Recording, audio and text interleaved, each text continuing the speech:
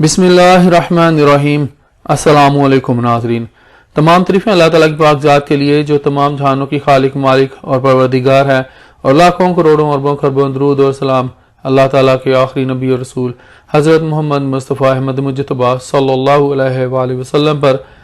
नाज़रीन, आज की इस वीडियो में हम लोग कौमी असम्बली का जो स्पीकर है वो कौन होता है, यानी कि उसका मुख्तसर सा जो तारुफ है आपके साथ इस वीडियो में शेयर किया जाएगा, उसके बारे में जानेंगे।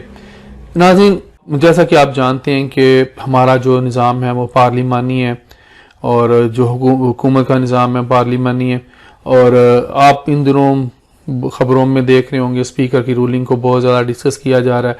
तो मैंने सोचा कि क्यों ना मैं स्पीकर के बारे में, डिप्टी स्पीकर के बारे में इंशाल्लाह कौमी असम्बली के अगली वीडियो में बताऊंगा, और इसके जो कौमी असम्बली के स्पीकर है इसके जो इख्तियारात हैं वो आपके साथ अगली वीडियो में इंशाल्लाह वक्त मिला तो ज़रूर शेयर करूंगा।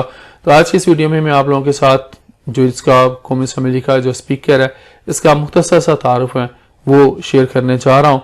तो चलते हैं इसको जानने के लिए अगली स्लाइड पर। नाज़रीन, स्पीकर पाकिस्तान की कौमी असम्बली का जो है वो सबसे आला ओहदा है। स्पीकर अवाम के मुंतखब नुमाइंदगान पर मुश्तमिल इजलास की सदारत करता है। इसके इख्तियारात में ये भी शामिल है। स्पीकर जो होता है वो सदर की जानशीनी की फहरिस्त में दूसरे दर्जे पर होता है, यानी सदर की गैर मौजूदगी में वो कायम मकाम की हैसियत से सदारत संभालता है, यानी कि वो कायम मकाम सदर होता है पाकिस्तान का।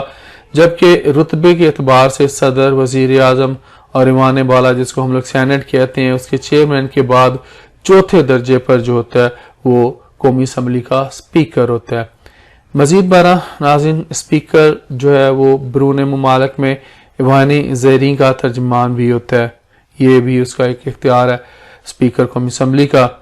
नाज़रीन, जो सबसे अहम बात वो ये कि जो कौमी असम्बली का स्पीकर होता है वो गैर जानिबदार होता है, किसी की तरफदारी नहीं करता, ना अपोजिशन की करता है ना जो हुकूमत होती है उसकी करता है, वो गैर जानिबदार होता है जो स्पीकर होता है कौमी असम्बली का। नाज़रीन, आखिरी जो हमारे पास इस वीडियो में उसका तारफ बचा है, उसका जो जिम्मेदारियां हैं वो ये कि जो स्पीकर कौमी असम्बली है उसके पास एक इख्तियार है कि वो कौमी असम्बली को तहलील किए जाने के बाद अगले स्पीकर के इंतखाबात तक जो है वो जिम्मेदारियां निभाता है।